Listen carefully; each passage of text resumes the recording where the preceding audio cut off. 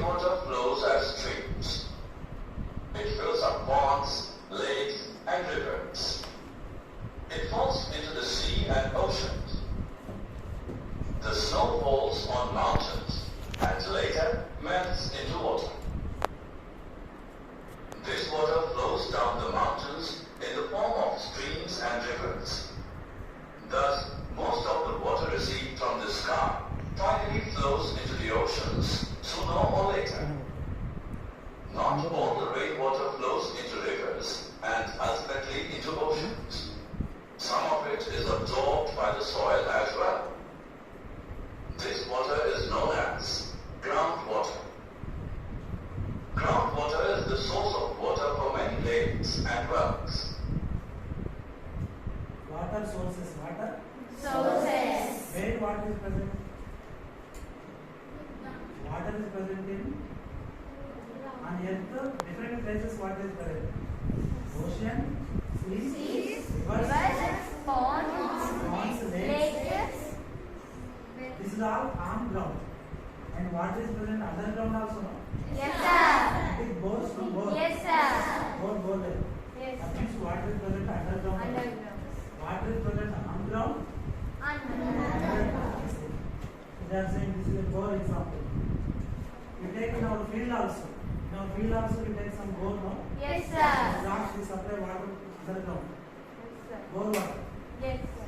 So they are saying that only different types of water, and we get water through water cycle, no? Yes, sir. Here you see where is the ocean? The ocean. Ocean water is evaporated and forms clouds. Okay. Yes, sir. Clouds precipitate and form. They are falling rain, no? Yes, Rainfall sir. is coming to ocean, sea.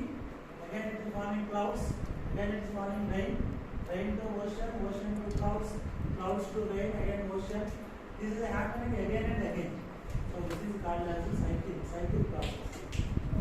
This is repeating again and again now. When anything is repeated again and again, that is called cycle. And that is called water cycle. Water cycle. This is water cycle.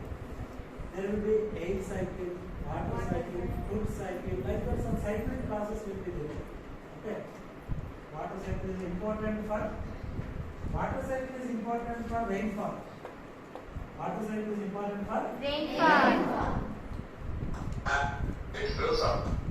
Have you ever wondered? They are evaporation, condensation, precipitation, and collection. These four, you see, these four steps are there, no? Yes, Yes, sir. First one, evaporation means what? Yes, sir. Sea water, ocean water, lake, rivers, all water. Sunlight is falling, no? Yes, sir. It slowly changing to vapor, hot vapor, evaporation. That is called evaporation. Sunlight is falling on water, slowly changing to vapor. Vapor and average. Vapor and water vapor and need average. Okay. Changing to vapor slowly, and it go upside into the sky. It forms clouds. So evaporation. How clouds are formed? Clouds are formed by evaporation. Clouds are formed by Evaporation. after evaporation. Clouds nowadays we are getting rain, no? Yes, sir. Clouds are slowly changing to water. That is called precipitation. Precipitation. Precipitation means what? Water vapor changing to water fall on the ground. Okay. Water vapor changing to Water. that becomes cold. Okay. Where are you? So water vapor clouds change to rainfall is called precipitation. Okay, na? Yes. Evaporation after condensation. Condensation means clouds formation. Okay, na? There. Condensation is there. That's right.